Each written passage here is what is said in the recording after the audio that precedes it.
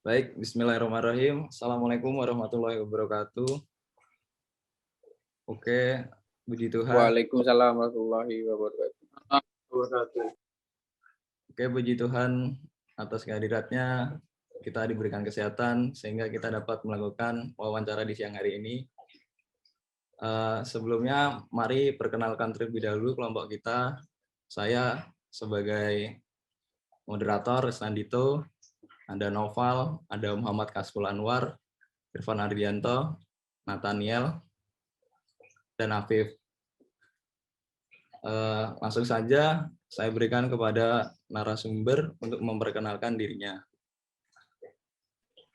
Oke, perkenalkan nama saya Paskalis Edith Stein Almasi, akrab disapa Pascal. Mungkin pekerjaan saya sebagai pemilik salah satu usaha di salah satu kota di Kalimantan Timur. Usahanya bergerak di bidang kuliner, spesifiknya di bidang kopi.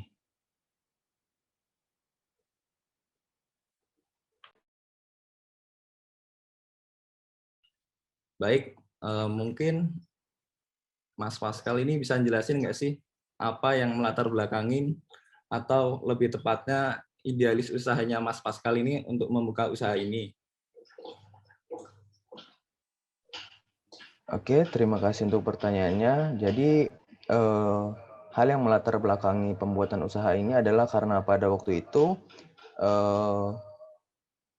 sedang ngetren tongkrongan yang anak-anaknya sedang suka banget dengan kopi. Jadi hal-hal ini yang menjadikan motivasi bagi saya untuk mengembangkan suatu tempat tongkrongan yang bisa memfasilitasi tren waktu itu, yaitu tren kopi, sehingga membuat kafe dengan menu-menu yang isinya adalah varian kopi. Oke, terima kasih. Kalau boleh tahu itu berapa modal awalnya untuk yang diperlukan untuk membuat usaha ini, Mas Pascal? Oke, untuk modal sendiri dibagi ada 3 nih, mulai dari bangun alat-alat yang kita gunakan dan bahan baku. Untuk bangunan dan dekorasi bersihnya sekitar 150 juta. Kemudian untuk mesin sekitar 12 juta dan sisanya untuk bahan-bahan jika ditotal keseluruhan hampir 250 juta. Oke, terima kasih. Mungkin selanjutnya ada pertanyaan dari Mas Nathaniel. Oh, Mas Pascal, kalau ya gimana sih cara Masnya mempromosikan produk? Mungkin teknik promosinya gimana? Oke, kalau dari kami sendiri untuk promosi kita banyak menggunakan media sosial seperti Instagram, kemudian kita menggunakan Facebook dan berbagai macam sosial media lain. Kita juga menggunakan space iklan yang biasa jadi dipajang di jalan. Kadang juga kita menggunakan brosur yang kita sebarkan di beberapa titik yang cukup ramai dikunjungi orang, sehingga cukup mempromosikan tempat kita dan menu-menu yang kita punya. Terus Mas, kalau misalnya cara menghadapi pesaing-pesaing gimana Mas? Pesaing-pesaing bisnis yang lain, yang mirip-mirip gitu. Oke. Jadi kalau untuk kita sendiri, hal yang kita lakukan untuk bersaing di dunia yang sama dengan teman-teman lain yang punya usaha kopi adalah kita membuat menu yang namanya signature, menu spesial yang ada hanya di tempat kita. Selain itu, kita juga sering mengadakan promo bulanan untuk pembelian seperti buy one kemudian kita dapat potongan sekitar 25%, kemudian buy two get one free. Nah, hal-hal promosi-promosi seperti ini yang kita lakukan untuk menarik pelanggan dan juga tetap konsisten bersaing bersama dengan tongkrongan kopi yang lain. Oh, istilah seperti membedakan konsep gitu ya, konsep penjualan. Iya, lebih ke konsep penjualan, kemudian pemberian promo untuk menarik pelanggan. Oh iya.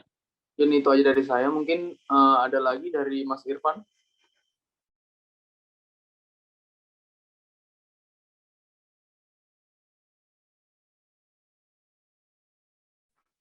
Mas Irfan? Ya Mas, ini pertanyaan dari saya Mas. Strategi atau goal Anda yang belum tercapai sejauh ini apa ya Mas? Oke, kalau untuk strategi sedang berjalan, jadi sejauh ini dirasa sudah cukup.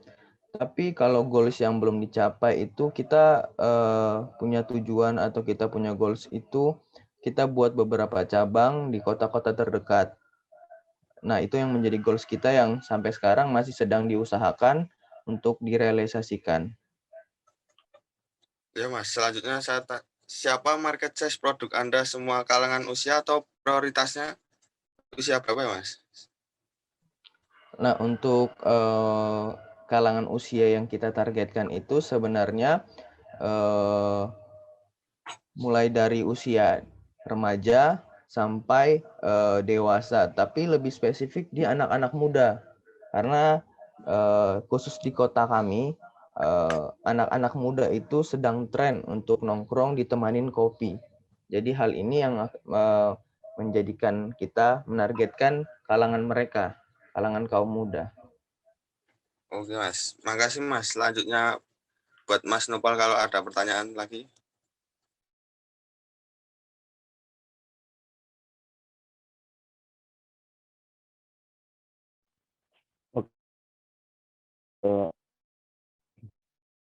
Strategi apa yang akan di pandemi COVID-19 ini agar bisa survive sampai sekarang ini? Oke, kalau untuk situasi pandemi saat ini memang cukup berpengaruh sama hasil penjualan kita, kemudian jumlah pelanggan yang datang ke tempat kita ataupun yang take away.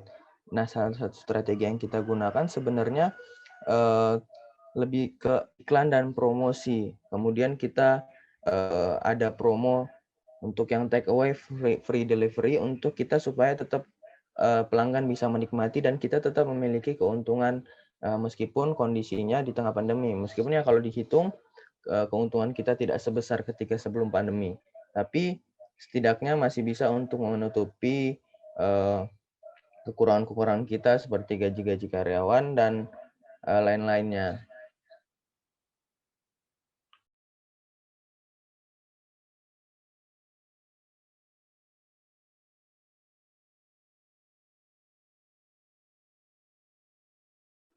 Mas Nopal mungkin boleh di-unmute dulu.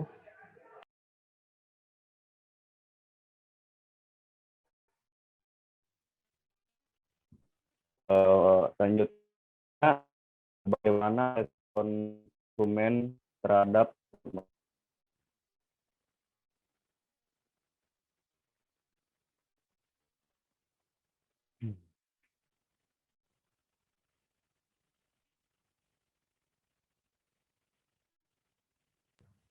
Boleh diulangin? ya? Kurang jelas, Mas. Oh, kurang jelas ya. Gini Mas, bagaimana respon konsumen terhadap produk Mas? Oke, kalau untuk respon konsumen, alhamdulillah kita cukup mendapat respon baik dan diterima di masyarakat dan juga cukup apa ya namanya?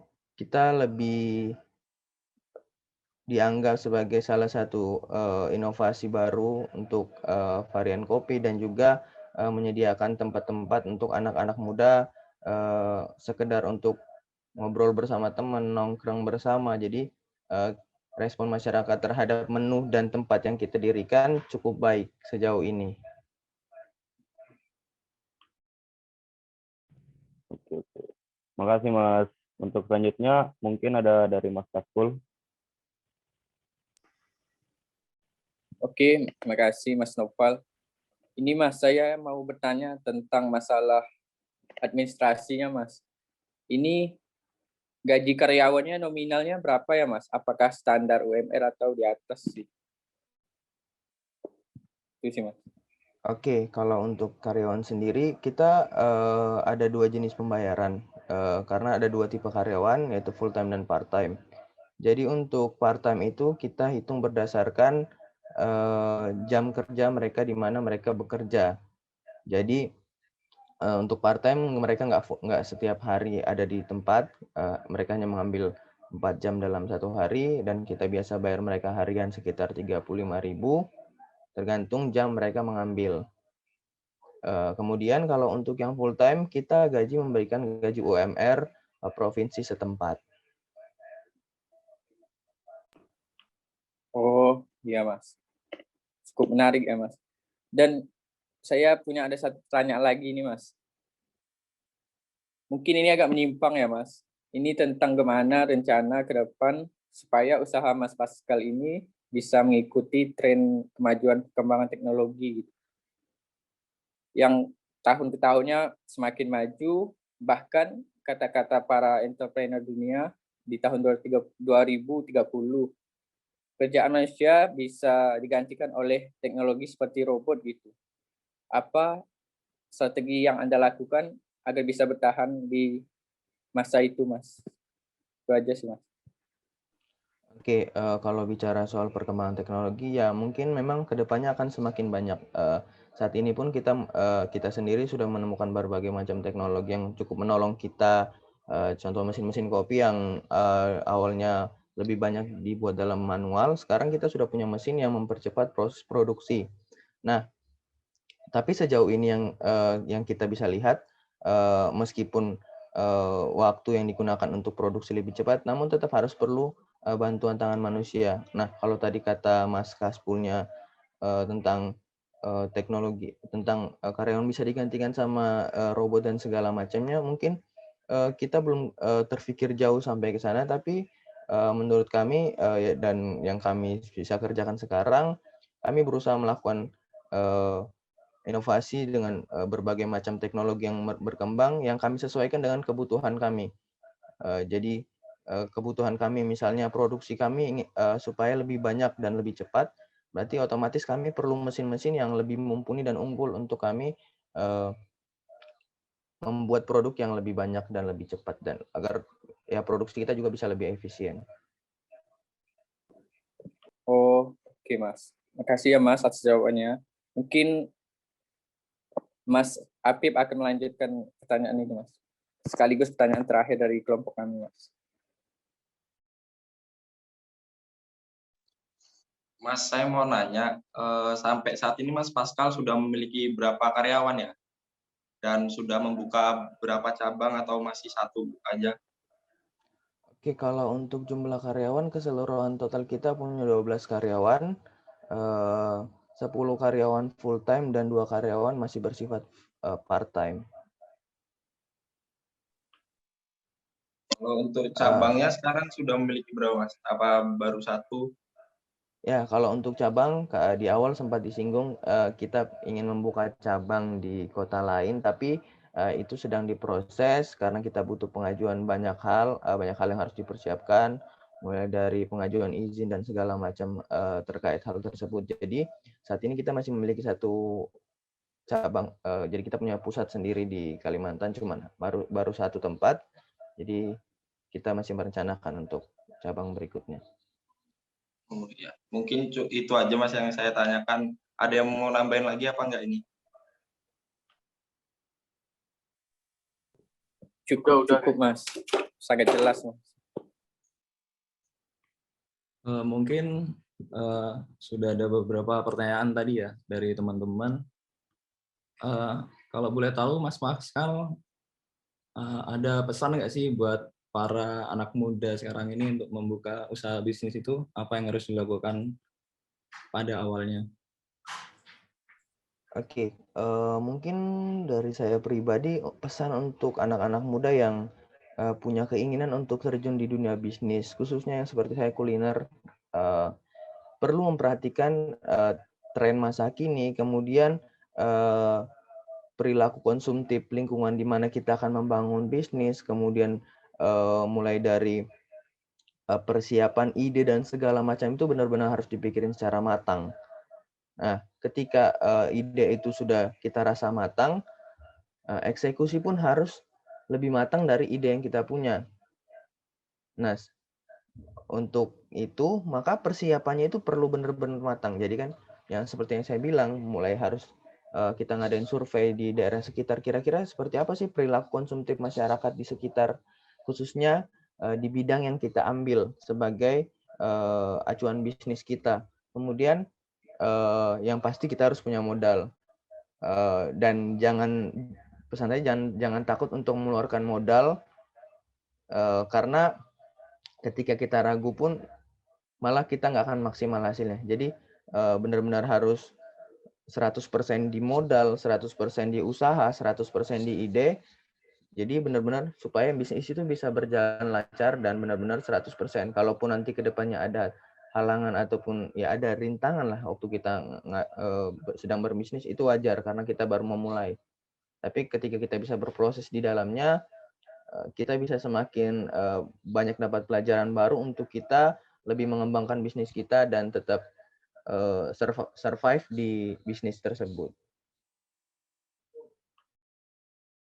Oke, berarti dari awal itu kita harus memikirkan secara matang, mulai dari riset juga ya, Mas? Iya, benar. Jadi konsep awalnya itu benar-benar harus jelas supaya kalian punya arah, mau dibawa kemana, akan seperti apa. Oh ya. Mungkin sekian dulu aja, Mas, wawancara kali ini. Terima kasih sudah berkenan untuk diwawancarai pada siang kali ini. Saya tutup, akhir kata apabila ada salah. Assalamualaikum warahmatullahi wabarakatuh. Waalaikumsalam warahmatullahi wabarakatuh. Wabarakatuh. Terima kasih ya Mas Pascal. Mas Pascal, makasih Mas ya. Terima kasih Mas Pascal. Sama-sama.